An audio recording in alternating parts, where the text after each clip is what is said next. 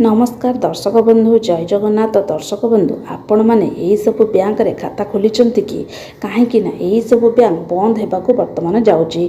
वर्तमान आमर आरबीआई तरफ निष्पत्ति नि जाइए कि वर्तमान आमर आज जहाँकि मे 1 पाखु 15टी बैंक बंद होगा जाऊँगी।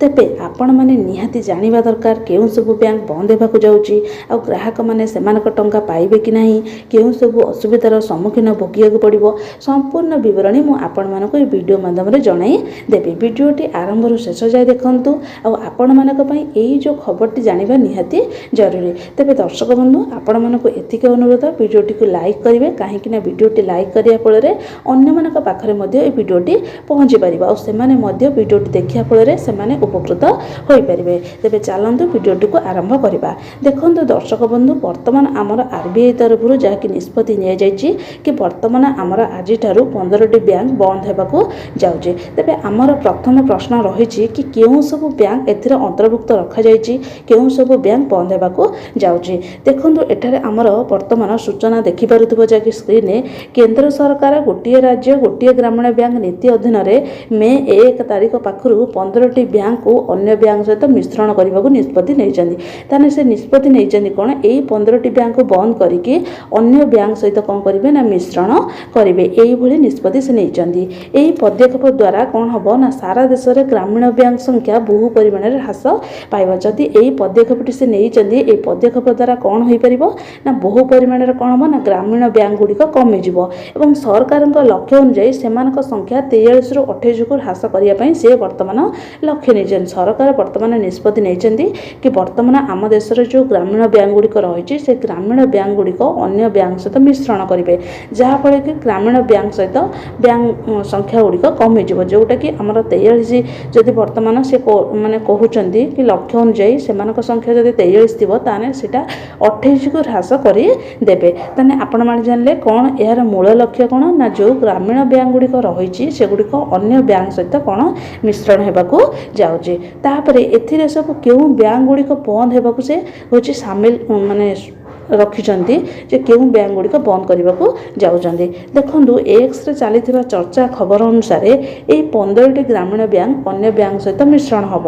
एथिरे कौ कौ बैंक रही ना आंध्र प्रदेश जो ग्रामीण बैंक रही, उत्तर प्रदेश ग्रामीण बैंक, बरोदा ग्रामीण बैंक, पश्चिमबंग ग्रामीण बैंक, गुजरात दुईटी ग्रामीण बैंक और ओडिशार ग्रामीण बैंक। ओडिशार ग्रामीण बैंक मध्य एथिरे सामिल रही। यही सब बैंक गुड़िक बंद होगा जाऊँगी, जहाँकि एगुड़िक अन्य बैंक सहित मिश्रण होगा जाऊँगी। यही सूचना से आपण मानक दबाक चाहूँगी, कहीं यही सूचनाटी आपण मैंने निहाती जानवा दरकार।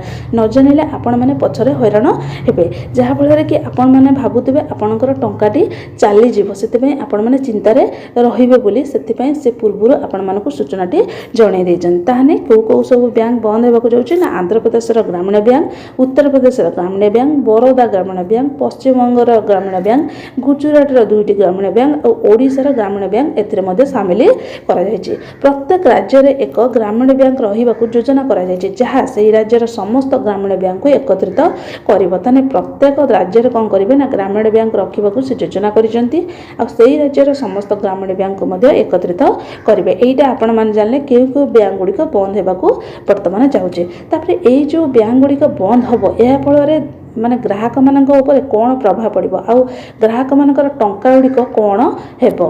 देखंतु सरकारी सूत्र अनुसार ग्राहकों टंका संपूर्ण सुरक्षित रही। एथिरे आपण मानकर कौन चिंता करबा दरकार नहीं कि यह वर्तमान सरकार सूत्र अनुसार तांकर सूचना देइचंती कि ग्राहकों टंकाटी संपूर्ण सुरक्षित रहिबो। एही मिश्रण प्रक्रिया रे ग्राहकों अकाउंट और जमा राशि ऋण अन्य सेवा नुआ मिश्रित बैंक को स्थानांतरित होबे। जेतेले अन्य बैंक को से मिश्रण करदेबे माने अन्य बैंक सहित से बैंक को कौन हम ना आपणकर होची अकाउंट चली आउ अकाउंट रे थिबा टंका मते सेठरे जाई कि जमा होई जिवो।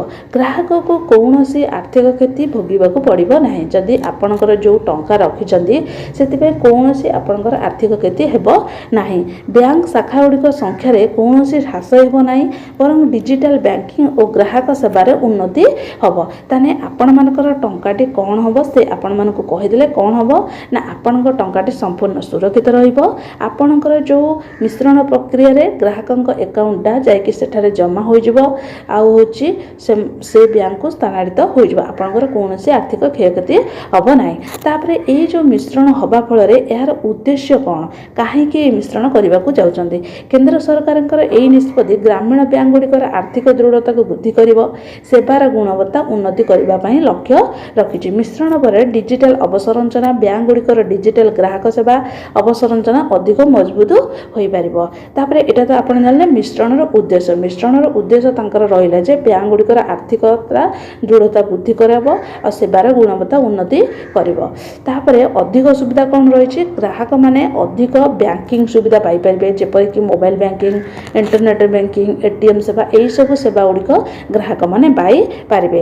ତାପରେ ଏଥିରେ କେଉଁ କେଉଁ ରାଜ୍ୟ ପ୍ରଭାବିତ ହେବାକୁ ଯାଉଛନ୍ତି ନା ଏହି ମିଶ୍ରଣ ଦେଶର ବିଭିନ୍ନ ରାଜ୍ୟରେ ଥିବା ଗ୍ରାମୀଣ ବ୍ୟାଙ୍କ ଗୁଡ଼ିକୁ ପ୍ରଭାବିତ କରିବ। ଗୁଜୁରାଟରେ 2ଟି ଗ୍ରାମୀଣ ବ୍ୟାଙ୍କ ମିଶ୍ରଣ ହେବାକୁ ଯାଉଛି।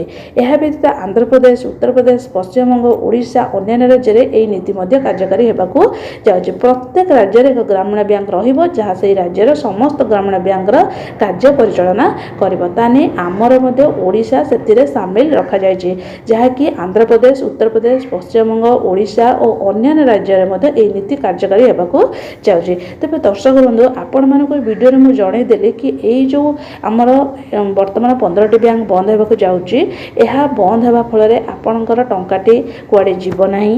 ତାପରେ ଆପଣଙ୍କର କେଉଁ କେଉଁ ବ୍ୟାଙ୍କରେ ଏସବୁ ବନ୍ଦ ହେବାକୁ ଯାଉଛି ଆପଣମାନେ ଏଠାରେ ନିହାତି ଜାଣିପାରୁଥିବେ, ଯାହାକି ତାଙ୍କର ମୂଳ ଲକ୍ଷ୍ୟ ରହିଛି ଗ୍ରାମୀଣ ବ୍ୟାଙ୍କ ବନ୍ଦ କରିବା।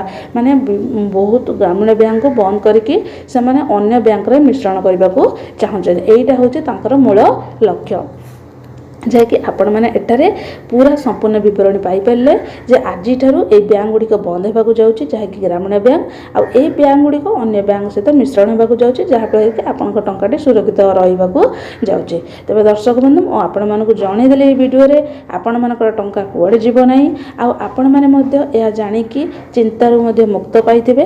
ତାପରେ ଆପଣମାନେ ଏହି ଭିଡ଼ିଓଟି ଦେଖିଲେ ଯାହାକି ଆପଣ ମଧ୍ୟ ଉପକୃତ ହେଲେ, ଆଉ ଅନ୍ୟମାନଙ୍କୁ ମଧ୍ୟ ଆପଣଙ୍କ ଯେଉଁ ସାଙ୍ଗସାଥି ଥିବେ ସେମାନଙ୍କ ପାଖକୁ ମଧ୍ୟ ଭିଡ଼ିଓଟିକୁ ସେୟାର କରନ୍ତୁ, ସେମାନେ ମଧ୍ୟ ଦେଖିକି ମଧ୍ୟ ଚିନ୍ତାମୁକ୍ତ ହୋଇପାରିବେ। ଆଉ ଭିଡ଼ିଓଟିକୁ ଲାଇକ୍ କରିବେ, ଲାଇକ୍ କରିବା ଦ୍ୱାରା ଅନ୍ୟମାନଙ୍କ ପାଖରେ ଭିଡ଼ିଓଟି ପହଞ୍ଚି ପାରିବ। ରହିଲି, ଆହୁରି ମଧ୍ୟ ବହୁତ କିଛି ନୋଟିଫିକେସନ୍ ଯଦି ଆସେ, ଗୁରୁତ୍ୱପୂର୍ଣ୍ଣ ନୋଟିଫିକେସନ୍ ନେଇକି ଆସିବି। ଜୟ ଜଗନ୍ନାଥ।